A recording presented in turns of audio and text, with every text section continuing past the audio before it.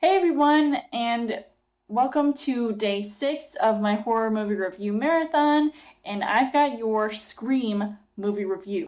What's your favorite scary movie? After a couple high school students are brutally murdered, a string of killings occurs in a small town called Woodsboro that leaves everyone in fear, especially the one the killer is really after. As far as the story goes, Wes Craven directs this film, which came out in 1996, which has a killer in a ghost face mask stabbing people to death. His first victim is Drew Barrymore, who says she's seen A Nightmare on Elm Street.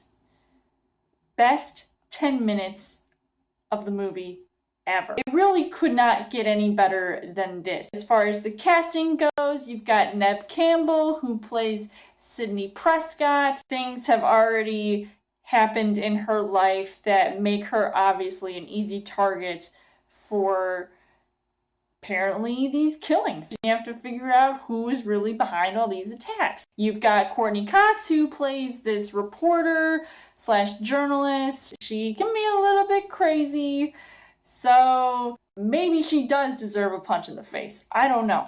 You've got David Arquette, who plays Dewey, the deputy. He can be a little bit strange as well, but yet I'm not complaining, so I don't know. I don't think he was the worst part about this movie. You've got Skeet Ulrich, who plays Sydney's boyfriend. He can be a little bit weird as well. You've got Matthew Lillard, who is normally a funny guy. He was in the Scooby-Doo movies, and now he's in this role where, you know, he's in a scary movie, but he still can pull off all the comedic roles and those lines. And then, if you want to speak about comedy, you've got Jamie Kennedy, who plays Randy, who I think is my favorite character in this entire series, and he likes to talk about those movie rules. There's a very simple formula.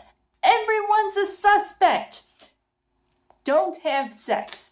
Don't drink. And don't say, "I'll be right back." The scene that I found really interesting with him is when he's talking about Jamie Lee Curtis, when he's watching a movie with her in it, and the killer is lurking somewhere in the background. So I didn't know if that was sort of like him saying like, "Oh no, Jamie, turn around," when in reality the actor's name is Jamie Kennedy. Get it? I don't know if that was intentional or not.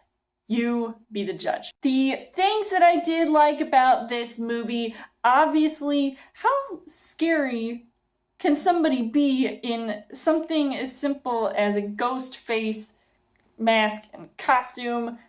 I mean, every time I see somebody wearing a ghost face mask, I start to get a little bit uneasy. I loved how there were several nods to Wes Craven's A Nightmare on Elm Street.